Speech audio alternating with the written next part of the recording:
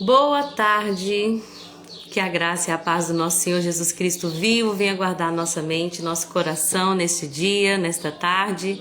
Estava com saudade de vir aqui, gente. Ontem eu não vim, e é engraçado como é que o hábito, né? Como a gente cria o hábito. E olha que tem quantos dias? Hoje é dia 18, hoje é dia 19, né? Então, um dia que eu fiquei sem estar vindo aqui, eu senti falta. E ontem foi um dia muito corrido, nós tivemos uma conferência o dia todo e eu cheguei, gente, quebrada em casa. Não literalmente, mas eu falei, meu Deus, eu realmente fiquei muito cansada. Eu falei, vou deixar pra amanhã, porque Êxodo 1, 2 e 3 não dá pra ser falado de qualquer jeito. Gente, tem tanta coisa pra falar na leitura de hoje. No nosso plano de leitura bíblica, ontem nós lemos o Êxodo 1, 2, 3 e 4. E hoje a leitura é Êxodo 4, 5, 6 e 7. Então são 7 capítulos que eu gostaria de tratar nesses alguns minutos que eu vou estar aqui compartilhando a palavra com vocês. Boa tarde, Miriam, Jesus te abençoa, você e sua família. E enquanto eu estiver compartilhando, gente, eu vou lendo e vou falando, eu tenho que falar sobre isso, eu tenho que falar sobre isso, isso não pode passar, isso eu tenho que falar. E eu fico assim, Jesus, vai ficar muito grande, me ajuda. Mas a palavra de Deus, ela é viva. Ela traz pra gente tanto aprendizado, tanto ensinamento. Gente, é tão poderoso, é tão profundo.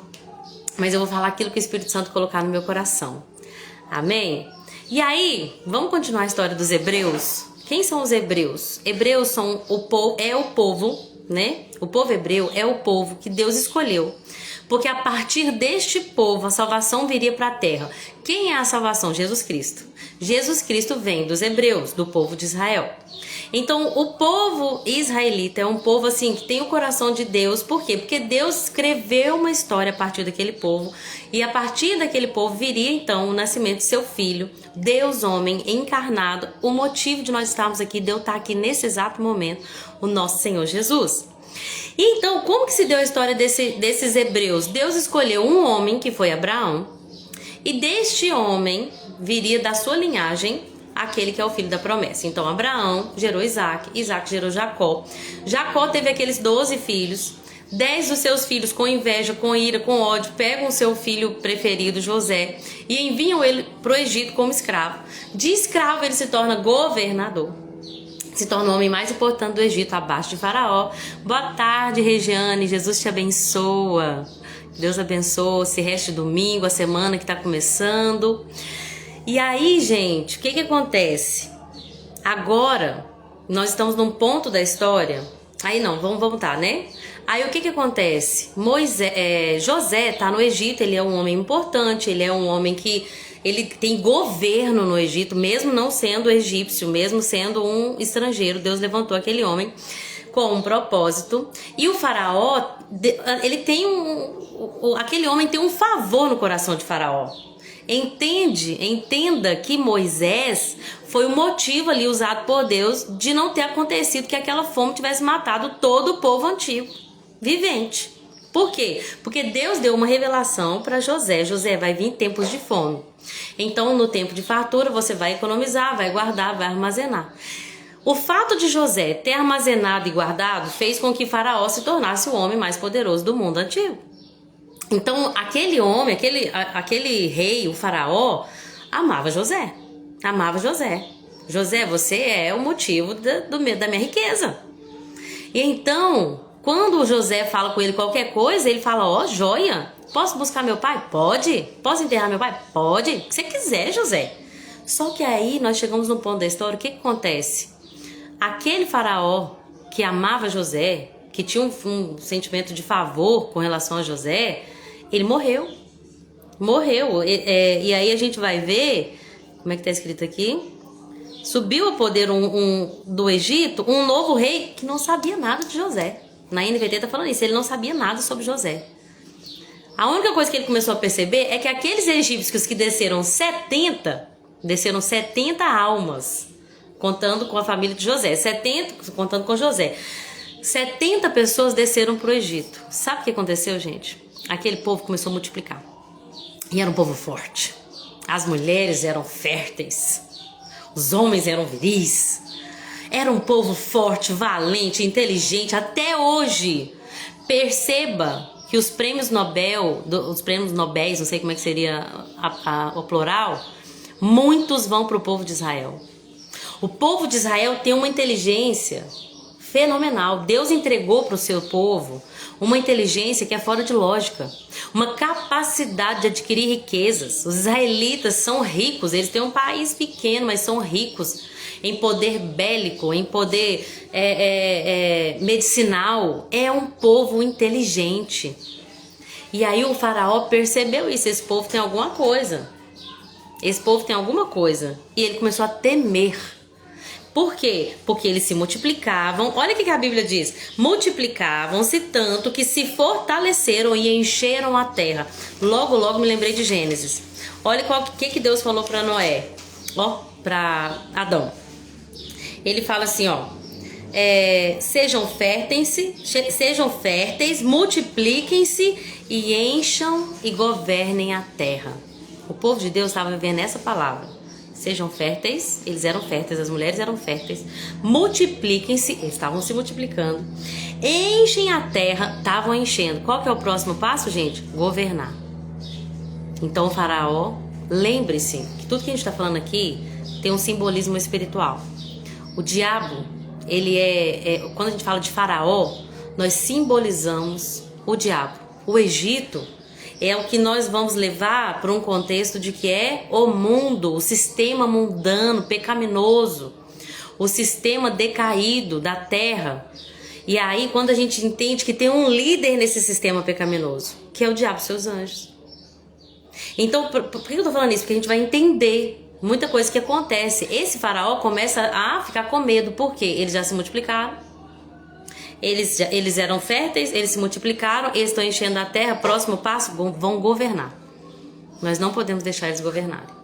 E aí eles começam a fazer uma coisa. Eles começam a oprimir os israelitas. Oprimir, escravizar. Eles começam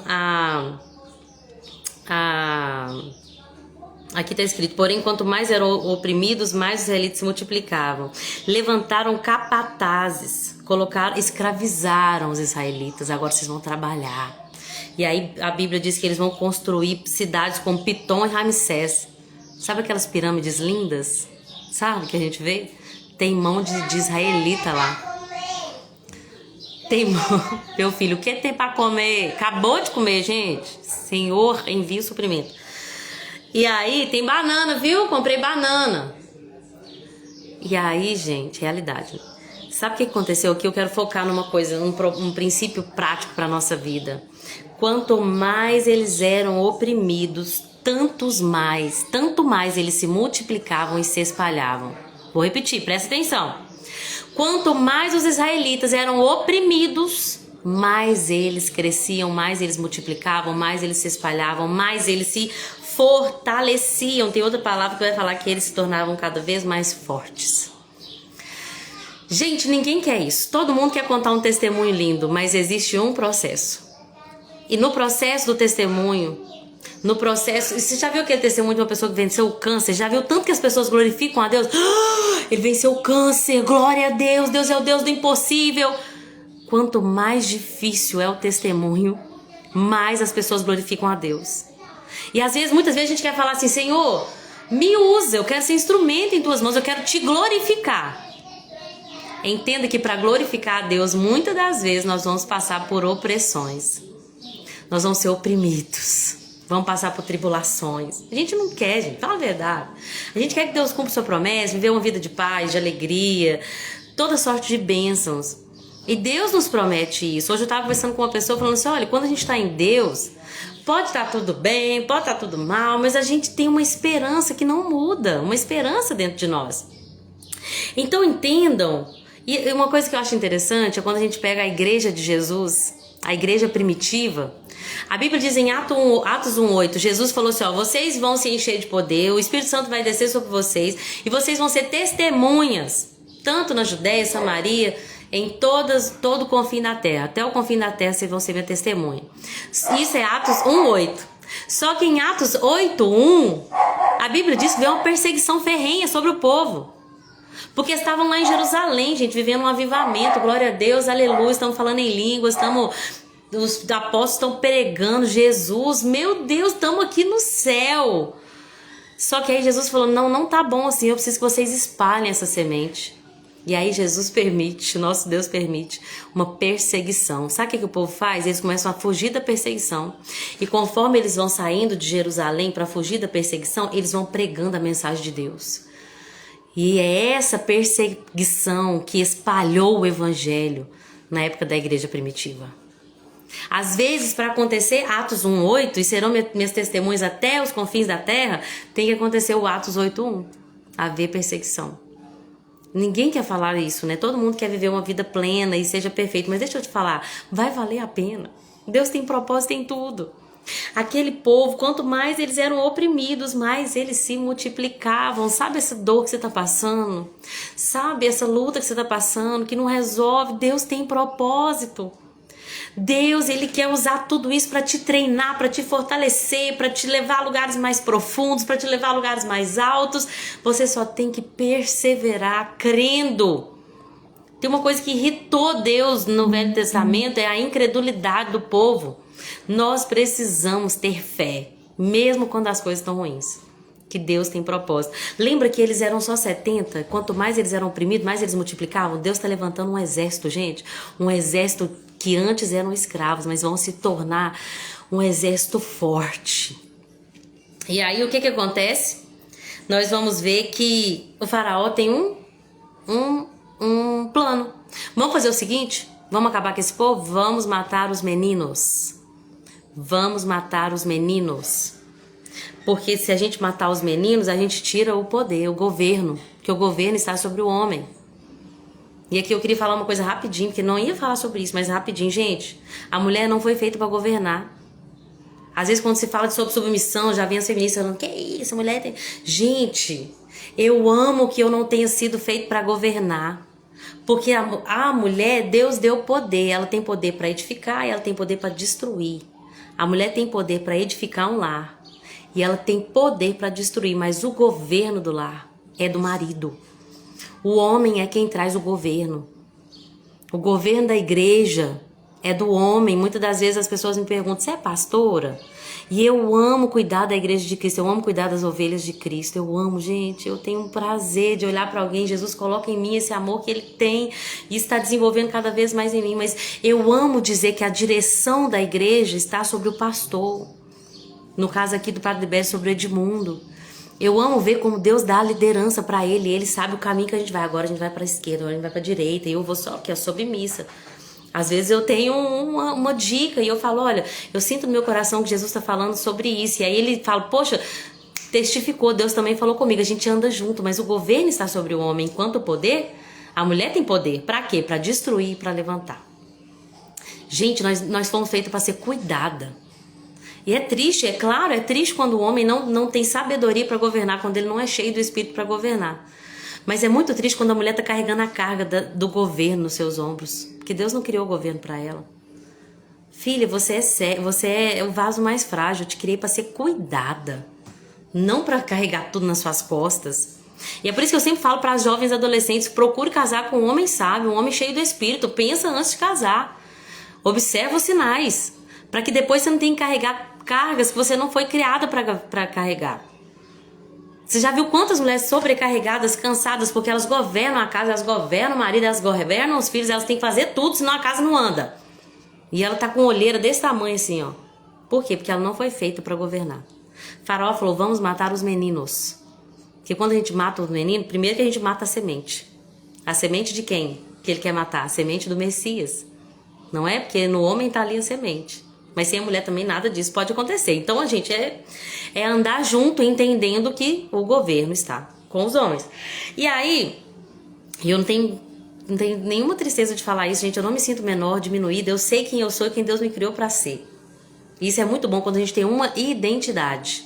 Porque procurar ser quem Deus não te criou para ser é uma luta ferrenha e triste. Infindável e que não vai trazer resultado nenhum. Mas aí, gente, outra coisa que acontece, que a gente tem visto muito, que acontece também no governo espiritual dos dias atuais, que é o diabo quer tirar o homem, a masculinidade. O diabo, a gente tem visto isso muito, né? Muitos meninos estão sendo cada vez mais afeminados, fugiu a palavra. Edmundo, afeminados ou efeminados? Afeminados. Os homens estão ficando cada vez mais afeminados. Vocês já perceberam? É uma estratégia do diabo, matem os meninos. Porque se um homem não está no poder, se ele não sabe o que Deus entregou nas mãos dele, se ele não consegue governar porque não é homem, vou falar com outros palavras, já viu quantos homens banana existe? Ele não consegue tomar uma decisão, ele não sabe quem ele é, ele não sabe a força que ele tem, ele não entende o poder que ele exerce sobre a casa. Então ele prefere ficar sentado na frente da televisão com o controle remoto aqui, ó. Não, o que você decidir tá bom. Você já percebeu? O diabo quer tirar o governo dos homens, quer trazer esses meninos e tirar dos meninos essa virilidade, essa força. E ele usa isso de diversas maneiras.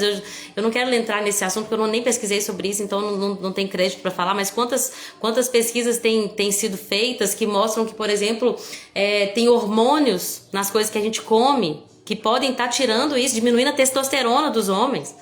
Eu não quero entrar nisso, mas assim, uma coisa é fato. Onde que eu quero chegar aqui, ó, Bíblia. Uma estratégia do diabo é matem os meninos. Eu tenho um filho e eu preciso estar atenta a isso, atenta. O diabo quer matar isso, os meninos, então eu preciso criar um filho como um homem. E eu falo com ele, olha aqui, você não encosta a mão em mulher, não. Uma vez ele bateu numa coleguinha. Eu falei, homem não bate em mulher, homem cuida. E aí a gente tem que, às vezes, buscar do Espírito Santo, como que eu vou ensinar meu filho a ser homem?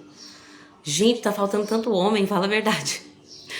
Que Deus não permita que o espírito maligno possa destruir. Deus não vai permitir, mas nós oramos contra esse espírito que tenta destruir o homem, que tenta destruir essa masculinidade, porque o homem está no governo. E aí ele fala, vamos matar os meninos. Gente, eu tô só no capítulo 1, tem tanta coisa pra falar. Ele quer tentar matar os meninos, mas tem duas mulheres. Tá vendo como é que Deus é, gente? Deus escolhe o homem para governar. Mas ele não deixa de tratar com honra todos aqueles que servem ele. Não quer dizer que Deus escolheu o homem para governar, que ele despreza as mulheres. Olha a honra que Deus está dando para duas mulheres. Sifrá e Puá eram parteiras. E aí o rei do Egito, presta atenção, um dos homens mais poderosos da terra, chama as duas e fala, quando vocês forem fazer o parto, eu lhes ordeno que se for menina, deixa viver, se for menino, matem. E aí, gente, sabe o que aconteceu? A Bíblia diz que aquelas mulheres temiam a Deus e recusaram-se a obedecer à ordem do rei. Ele pode nos matar, mas pior é aquele que pode pegar nosso corpo, matar o nosso corpo e ainda lançar no lago de fogo e enxofre. Jesus falou, vocês temem o que matam o corpo, muito pior daquele que mata o corpo é aquele que pode matar o corpo e jogar vocês no inferno.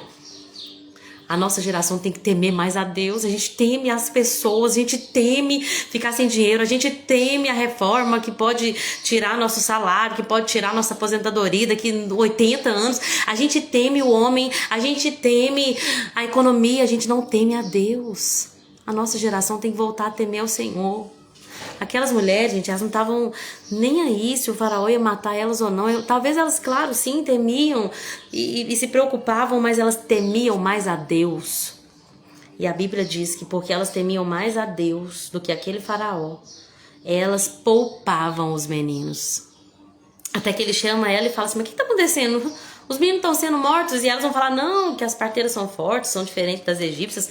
Quando a gente chega lá, já deu à luz. Não fala se é verdade ou mentira, mas uma coisa é fato, elas não mataram os meninos. Eu me lembro de uma vez que eu estava trabalhando e eu já estava assim, recebendo sendo cheia do Espírito Santo. E um dia alguém ligou, eu era recepcionista, e aí alguém ligou e falou assim, seu chefe tá aí? E ele tinha falado para falar que não. E aí eu falei, meu Deus. E aí eu falei assim, então, ele não tá podendo falar agora. Aí eu tentei engalobar a situação ali. Eu não queria mentir, mas não queria que meu chefe ficasse bravo comigo, né? Falei, ele não tá podendo falar agora. E aí ela falou assim, então eu espero. Aí eu tive que falar, né? Chamei ele e falei assim, então, chefe, tem uma pessoa aqui que tá esperando pra falar com você. Mas aí ele falou, mas eu falei que era pra falar que eu não tava aqui. Aí eu falei, mas eu não podia mentir. No final, eu ainda ganhei crédito da parte dele, porque ele pensou, poxa, eu posso confiar nessa funcionária, só que nem sempre vai ser assim. Às vezes, gente, a gente vai perder coisas por temer mais a Deus do que o homem. Às vezes a gente vai perder amizades, às vezes a gente vai perder dinheiro, às vezes a gente vai perder coisas por ter que fazer o que é certo. Mas Deus recompensa aqueles que temem. Deus recompensa aqueles que temem ao seu nome. Por mais que possa passar por perdas momentâneas, existe algo eterno, e não apenas eterno, mas algo ainda nesta vida, que aqueles que temem mais ao Deus do que aos homens vão receber. E aquelas mulheres, a Bíblia diz que porque elas temeram a Deus, Deus lhes estabeleceu uma casa, Deus deu para elas família. Deus deu para elas família. Eu já vi um estudo que fala que uma dessas mulheres era Joquebede. Eu não sei, gente, não dá pra falar porque a Bíblia não fala. O que a Bíblia não fala, a gente não bate o martelo. Mas ia ser legal, né? Se Joquebede, pensa, era uma das parteiras e agora Deus tá honrando ela, que o filho dela vai ser o libertador de todo o povo de Deus. Seria lindo. Não fala quem que é, não fala se elas eram inférteis, se elas eram estéreis. Mas uma coisa é fato, Deus as honrou porque elas temeram a Deus. Quem você tem temido mais, a Deus ou aos homens? Quantas pessoas, elas, infelizmente eu tenho que fazer isso porque mesmo sendo errado eu preciso. Você tem temido mais a Deus ou aos homens? E aí, gente, nasce Moisés, né? Capítulo 2, por essa época, um homem da tribo de Levi e uma mulher da tribo de Levi se casaram. Nós sabemos que o homem era Amram, né? E Joquebede. E aí, gente, quando José nasce, eles olham para José e eles percebem que aquele menino era diferenciado. A Bíblia diz que eles olham e falam que era bonito, mas eu não penso que era só uma beleza física. Eu penso que Deus deu para aqueles pais uma sensibilidade. Esse menino tem algo diferente neles. E Joquebede segurou aquele menino, escondeu aquele menino, porque pensa que a ordem era, viu que é menino, mata, joga no Nilo. Mata ele. Mas aquela mulher segurou aquele menino por 3 meses. E vindo ela que não dava mais para esconder, ela pega ele, ela entrega ele pro plano de Deus. Vai pro rio de Deus. Às vezes as pessoas falam comigo, mas você não tem medo de ter filho numa época tão difícil como essa? Gente, tá fácil mesmo não, mas eu vou te falar, acho que nunca teve fácil. A época que Jesus nasceu, Herodes mandou matar todos os meninos de 2 anos para baixo. Na época que Moisés nasceu, Faraó mandou matar todos os meninos também. Nunca foi fácil. Mas existe um segredo quando nós entregamos os nossos filhos aos planos de Deus. Eu não consigo segurar dentro de casa mais, Senhor. Dentro de casa, ele tá mais em perigo, mas agora eu vou lançar. Eu vou entregar.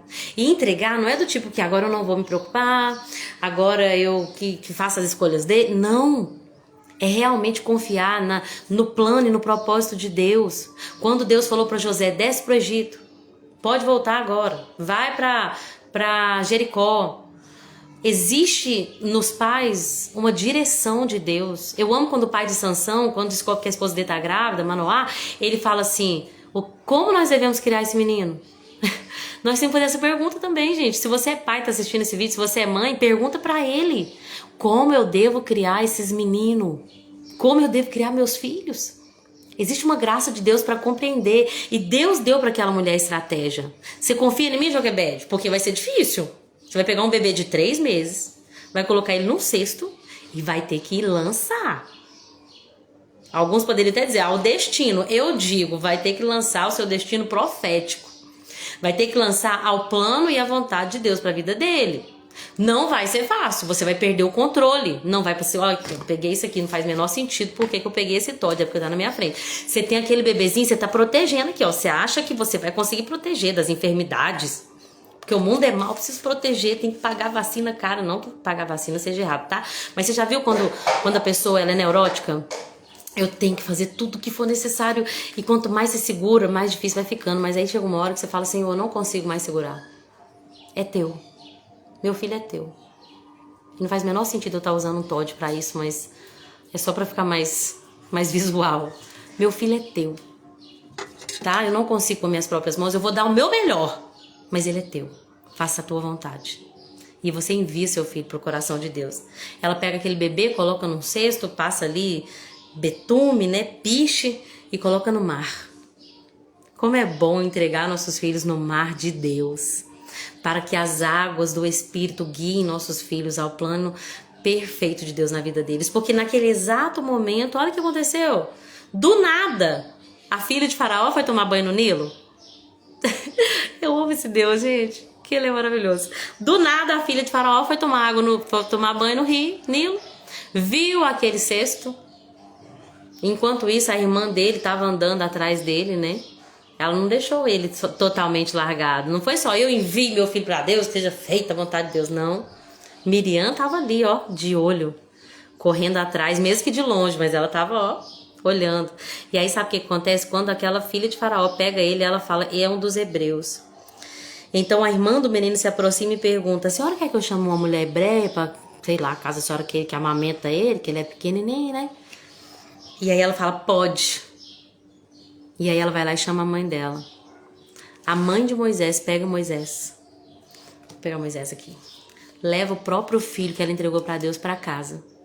Amamenta o filho dela. Não tem mais perigo do filho dela ser morto. E ela ainda ganha. Gente, esse Deus, ele não é brincadeira não, gente. Ele não brinca em ser Deus. Todo aquele que coloca nele a sua confiança será honrada. Todo aquele que coloca confiança em Deus será honrada a sua confiança. Aquele homem, aquela mulher, ela entregou o filho para Deus. Agora ela tem o filho de volta. Ela vai amamentar o filho dela. Ela vai receber salário para amamentar o filho dela, que ela já fazia de graça. E agora ela tem segurança. Se caso chegar alguém lá e falar assim, vou matar aquela menina, ela fala, opa, esse aqui é adotado da filha do faraó. Nele você não põe a mão. Você entende como é precioso quando a gente consegue descansar no Senhor e entregar-nos aos planos dele. Por mais que pareça loucura colocar um bebezinho num rio, gente. Se aquele cesto vira, se um tubarão, não tem tubarão em rio, mas sei lá, se para numa pedra, tem tanta coisa que poderia acontecer, mas ela confiou no Senhor. Bem-aventurado aquele que põe no Senhor a sua esperança, a sua confiança, não será frustrada. Não será frustrada. É muito forte isso. E aí depois Moisés vai crescer no palácio, porque Deus tinha plano e propósito na vida dele. E aí, gente, uma coisa acontece. Passa-se muito tempo e Moisés então sai um dia. Ele já sabe que o povo hebreu é o seu povo. E aí ele vê que o povo está sendo forçado a realizar trabalho pesado. Um dia ele viu um egípcio espancar um hebreu. Não era o tempo dele ainda. Deus não o havia chamado, mas ele tinha um senso de propósito. Só que você fazer uma coisa sem Deus ter te dado a carta de liberdade para fazer aquilo, sem Deus ter te dado o seu chamado, ter decretado que é o tempo, gente, só dá problema. Sabe quando você sabe que Deus te chamou para fazer uma coisa, mas você quer fazer com suas próprias mãos, você quer resolver com suas próprias mãos? Nunca vai dar certo. Moisés viu o egípcio batendo no hebreu e pensou, poxa, já tenho aqui um senso de propósito, eu não posso aceitar isso, eu sou o libertador, Deus tem um propósito na minha vida, eu já vou lá e já vou resolver isso com as minhas próprias mãos. O que acontece? Esse egípcio é enterrado na terra, ele pensa que ninguém viu, mas a Bíblia diz que tudo que foi feito no escuro, escondidas, Deus colocará a luz. Vai ser gritado dos telhados. Cara, isso deve gerar um temor tão grande no nosso coração. Moisés matou o egípcio. Tô suando, tanto calor. Moisés matou o egípcio. Ninguém viu. Ele achou que ninguém tinha visto. Ele enterrou o corpo. Guardou as provas, né? Só que não há nada que é feito escondido que fica encoberto, diz a Bíblia. Não há nada que é feito ali no escuro, escondido, que fique encoberto. É por isso, como que eu posso fazer então, Lorena, se eu já fiz um monte de coisa no escuro, escondido? Confessa o seu pecado. Porque todo aquele que confessa o seu pecado, nós temos um advogado que é fiel e justo para nos perdoar os pecados e nos purificar de toda injustiça. Quem confessar o pecado vai ser perdoado, mas quem guardar, a sua iniquidade não lhe será perdoada. E aí, gente, o que acontece? No dia seguinte, Moisés sai de novo. Vamos lá, né? Meu propósito, libertar o povo. E agora ele vê 2 hebreus brigando, do povo dele. E aí, quando ele vê, ele tenta resolver, porque eu sou o líder, né? Vou apaziguar a situação aqui. E aí o povo hebreu não conhece ele. O próprio povo hebreu não reconhece a autoridade que está sobre Moisés. Por quê? Porque Deus ainda não lhe havia entregado a autoridade. Deus não tinha entregado a autoridade para Moisés, então nem o seu povo reconhece. Não adianta, Moisés, querer resolver seus problemas sem que Deus tenha te dado ainda autoridade para isso. Eu tenho percebido isso, gente. Esses dias eu tava tentando fazer uma coisa e Deus falou, eu falei, Deus, por que não tá dando certo do jeito que eu tô fazendo? E aí Deus falou, porque não está sobre você essa autoridade. Essa autoridade, diz que você espera que as pessoas façam, está sobre o líder desse setor. E então Deus me deixou claro, você não é o líder desse setor, você não vai falar as coisas e vai receber esse entendimento por parte dos liderados, porque não está sobre você a autoridade. Então eu conversei com o líder do setor e falei assim, olha, a gente precisa fazer isso, isso e isso. Quando o líder do setor entrou e fez, o que aconteceu? Todo mundo aceitou, acatou e deu tudo certo. Você entende? Às vezes, vou tentar tirar do sistema ministerial. Os pais têm autoridade sobre os seus próprios filhos. E os filhos devem reconhecer a autoridade. Agora não adianta a gente querer ensinar outro pai a criar o filho dele. Por quê? Porque nós não temos autoridade sobre o filho daquela pessoa. Se nós não temos aquela autoridade, se Deus não entregou autoridade sobre uma pessoa, então não adianta a gente esperar respeito da parte dela. Entenderam, gente? Mais ou menos? Tá dando pra entender? O que acontece? Aquele povo vira pra Moisés e fala, quem te colocou sobre o nosso juiz? Quem falou que você é nosso juiz? Que você é nosso príncipe? Quem falou que você nos lidera? Como é que você chega aqui achando que você vai apaziguar uma briga? Quem é você? Moisés, e aí ele fala, você vai me matar como matou o egípcio? Eles sabiam. Eles sabiam. Moisés achou que ninguém estava vendo, mas eles sabiam. E aí o que acontece? Moisés teve medo e fugiu. Gente, Moisés ficou 40 anos em Midian. 40 anos fugindo, porque ele tentou fazer uma coisa antes da hora. Deus te chamou para fazer uma coisa, mas existe um tempo.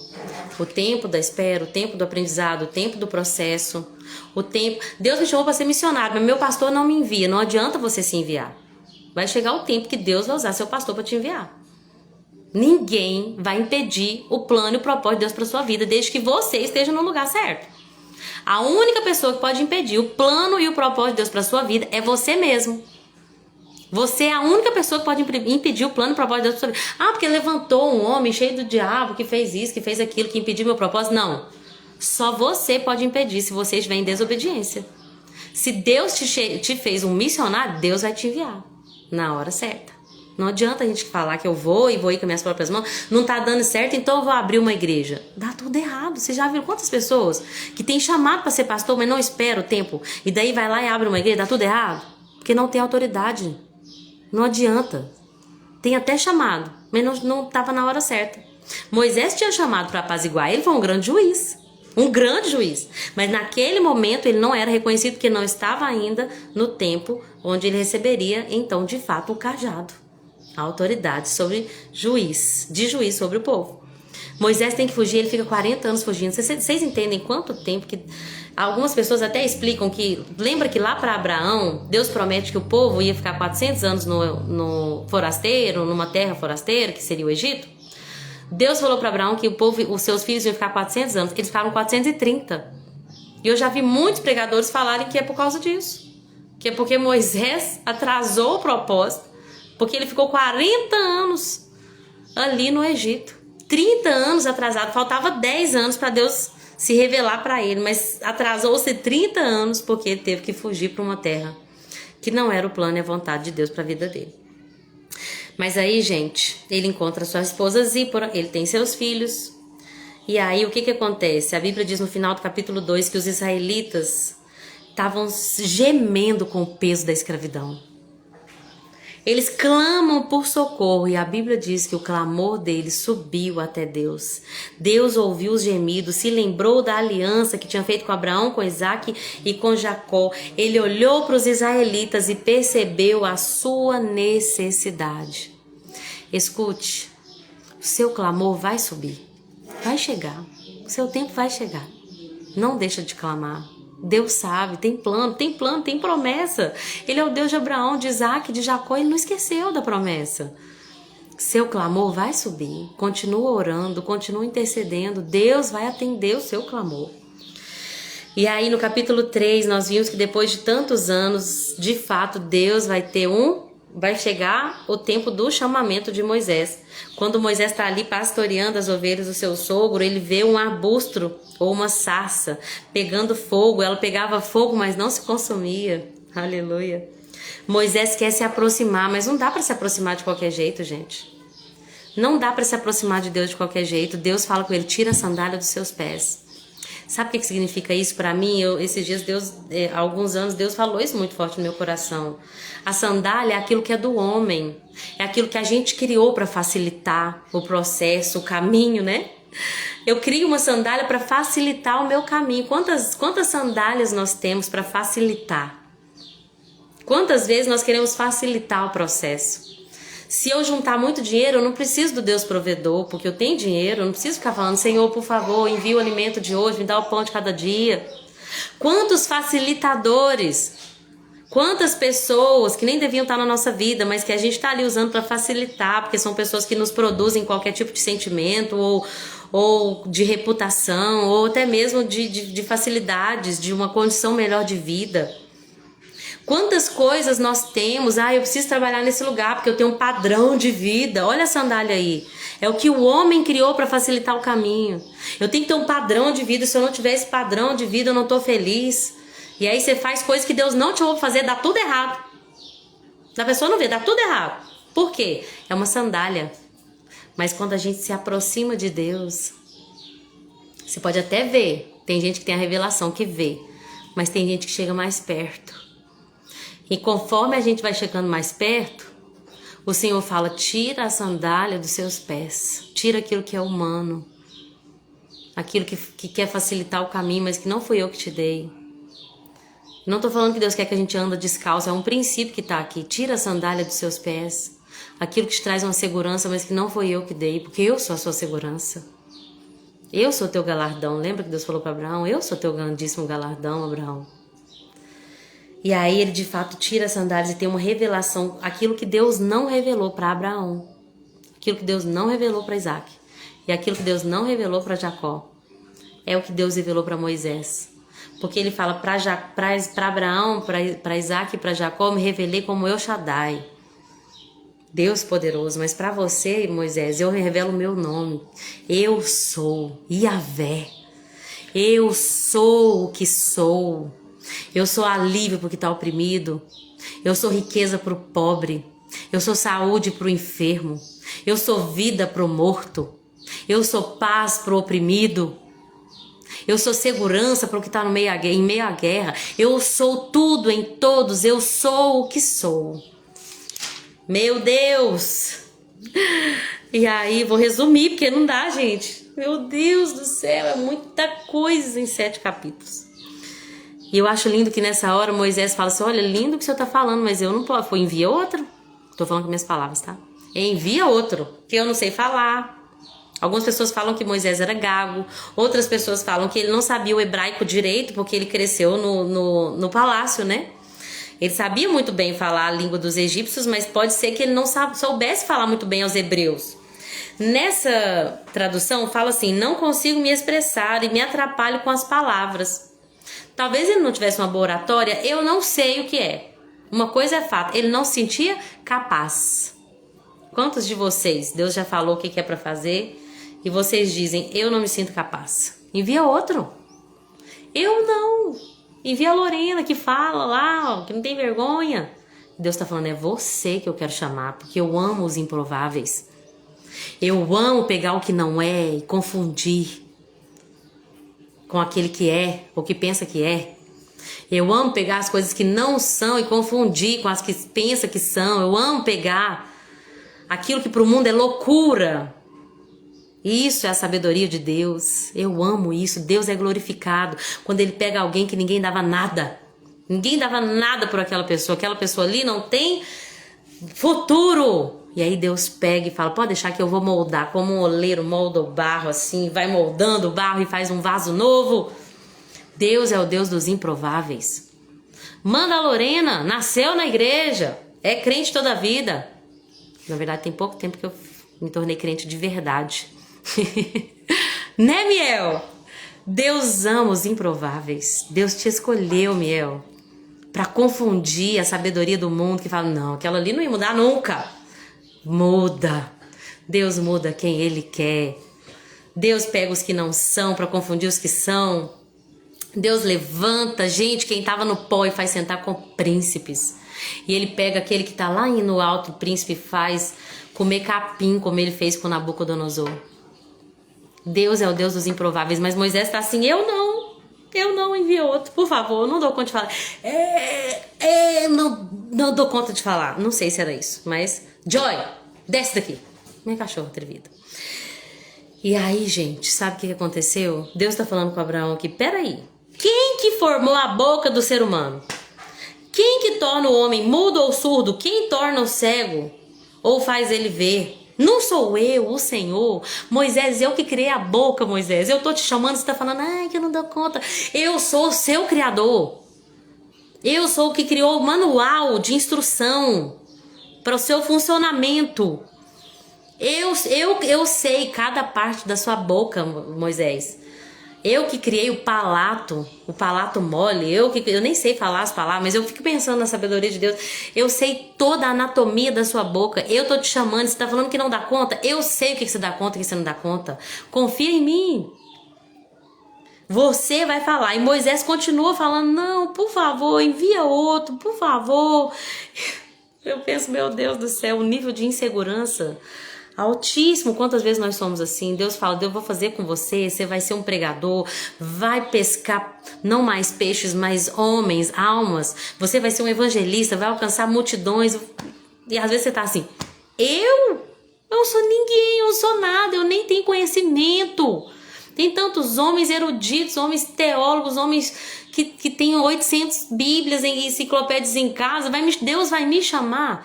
E Deus está falando com você hoje, não fui eu que criei a boca, não fui eu que te criei, eu tô te enviando e agora você vai. É engraçado que quando não era hora de fazer, Moisés queria fazer, mas agora que é hora de fazer, Moisés não quer. Quantas vezes nós somos assim teimosos? E aí, de fato, Deus ajuda Moisés, fala, não, então tá bom, o Arão vai com você. Arão vai ser como um porta-voz seu. Arão era irmão de Moisés, irmão mais velho de Moisés. Arão vai ser com você, vai ser como porta-voz, você vai ser como Deus e ele vai te ajudar ali. Mas aí, gente, o que acontece? Meu Deus do céu, é tanta coisa, Jesus. Mas tá acabando, tá acabando.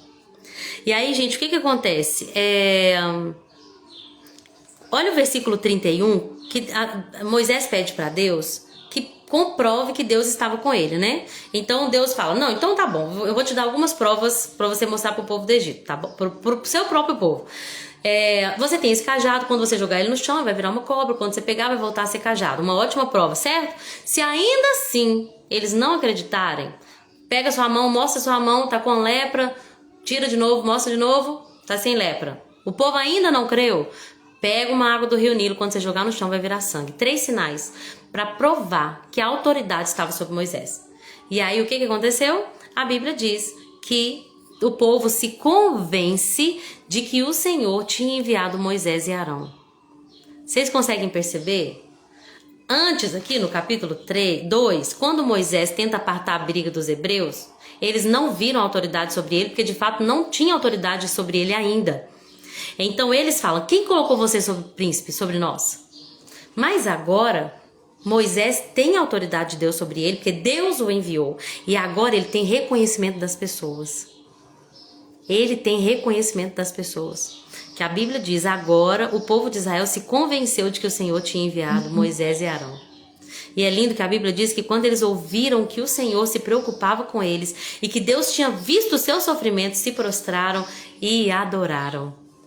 Gente, faça o que Deus chamou para fazer, mas seja fiel à hora certa. Existe um tempo certo para todas as coisas. Deus me enviou para pregar a palavra. Aonde? Talvez, por enquanto, ele não vai te dar um microfone. Talvez você vai pregar para os seus vizinhos. Talvez você vai pregar na internet, como eu estou fazendo aqui. Mas a gente precisa entender o tempo e discernir o tempo.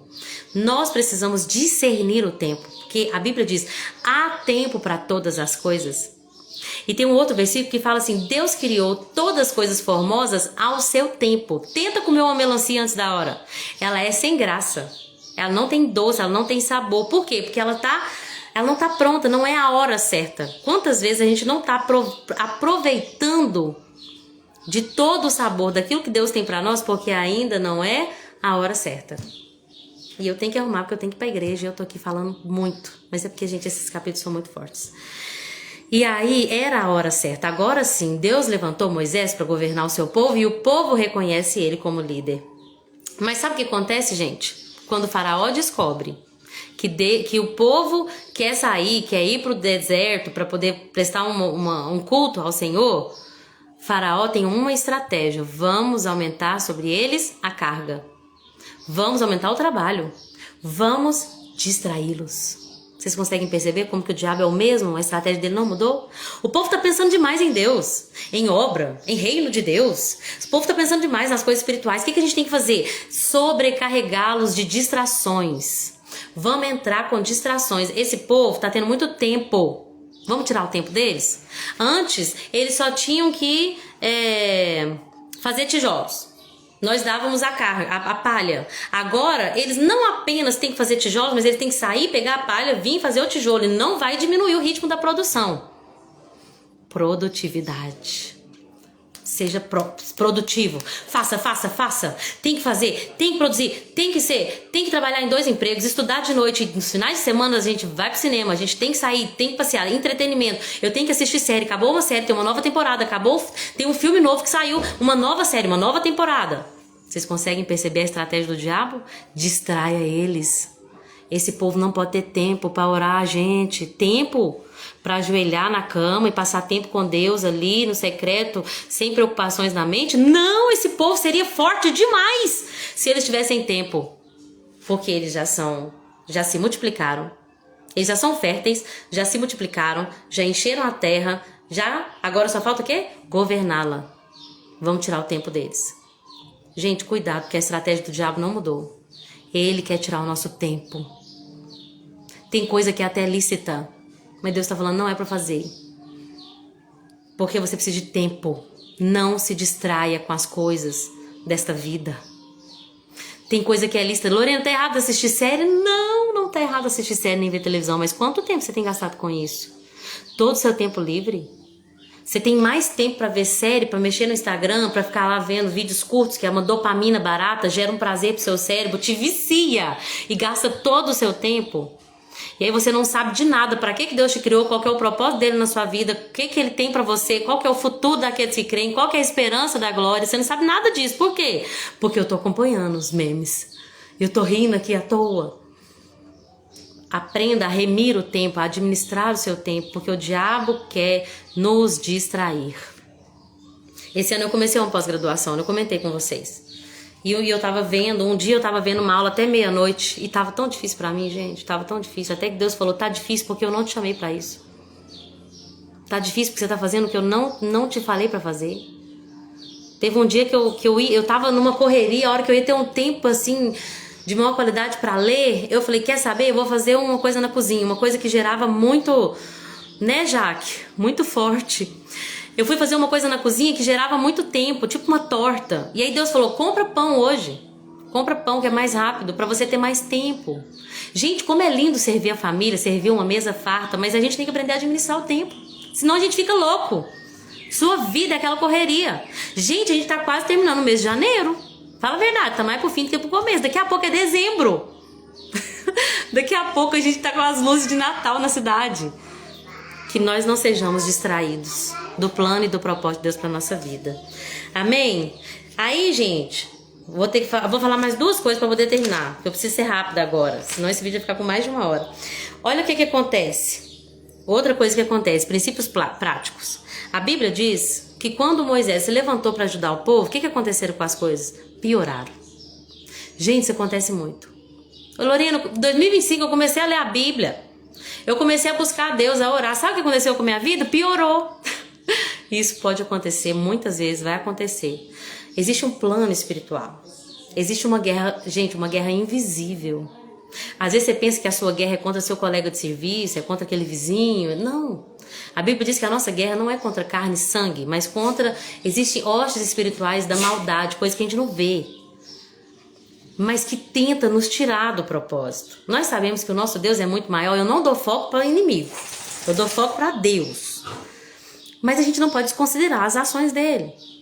Deus tem um grande plano para fazer na vida deste povo, e eles estão prestes a ser libertados do Egito, e sabe o que acontece? As coisas pioram. Mas peraí, Deus não ouviu o nosso clamor? A Bíblia diz que Deus ouviu, aqui ó, Deus ouviu o clamor do povo, e agora as coisas vão piorar, mas Deus não ouviu? Deus faz muito isso, gente. Os planos e os propósitos de Deus a gente não entende. A gente só permanece fiel. É só isso que ele pede de nós. Permanece confiando que como pai, eu sei o que é melhor para você. Mas tá piorando, Deus. Eu tô fazendo o que o Senhor me pediu para fazer e as coisas estão ficando mais difíceis. Continua, faz parte do plano. Você entende? Faz parte do plano. Aquele povo começou a ficar mais oprimido. Mas Deus iria começar um tempo onde ele iria envergonhar o panteão de deuses egípcios. Ô Jesus Cristo, essa é minha cachorrinha, gente, que tá querendo participar do vídeo.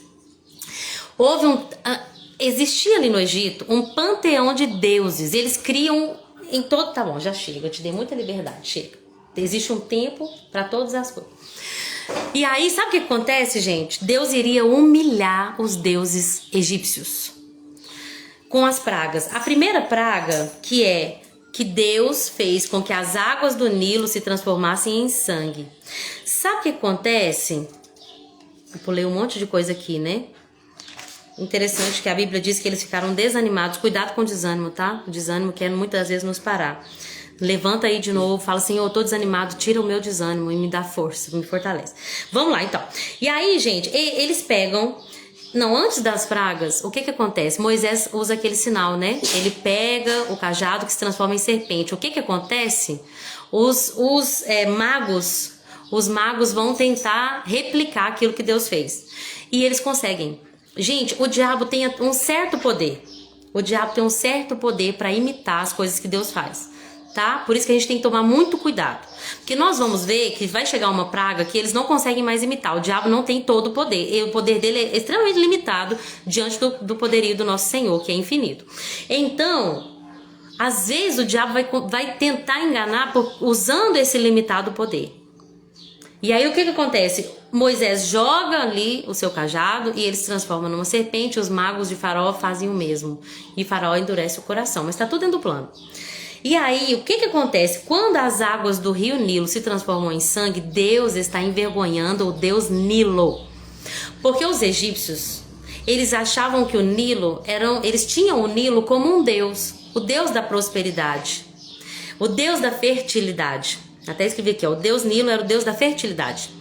Eles tinham, porque eu pesquisei antes, eu sabia disso, do envergonhar os deuses, mas para confirmar, eles tinham até peixes que consideravam aqueles peixes como Deus. E aí o que acontece? Quando o rio Nilo se transforma em sangue, Deus está envergonhando os deuses pagãos dos egípcios. Deus, o Deus verdadeiro, o Deus único e verdadeiro, não é um Deus de uma religião só, não é. Deus não é o Deus de pessoas que professam uma religião. Ele é o Deus daqueles que creem nele. Ele tem um povo na terra. Ele tem um povo na terra, que são os seus servos. E este Deus, que foi o Criador, que é o Criador dos céus, da terra, do mar e de tudo que neles há, ele agora vai envergonhar os deuses falsos, deuses criados por mão de homens. E um desses deuses era o Nilo. E até mesmo os peixes do rio Nilo, que Deus agora está falando, agora vocês vão conhecer, os próprios egípcios vão conhecer quem é o Deus verdadeiro, que era o Deus dos hebreus, que é o Deus que nós servimos, que é dos hebreus que veio o nosso Senhor Jesus, que é a quem recebe toda honra, glória, louvor, ação de graças, toda majestade, tudo seja entregue a Jesus. Esse é o nosso Deus, nós servimos esse Deus com alegria. E amanhã nós vamos continuar as próximas pragas e falar mais sobre isso. Mas eu agradeço a todos que entraram, ficaram aqui até o final. Que Deus abençoe o domingo de vocês, a semana que está começando, que o nosso Senhor se revele a nós através de sua palavra e que nós possamos não ser apenas não leitores e não ouvintes, mas praticantes desta palavra. Amém? Que Deus abençoe a vida de cada um. Foi muito bom estar aqui com vocês. E até amanhã, se Jesus permitir. Tchau!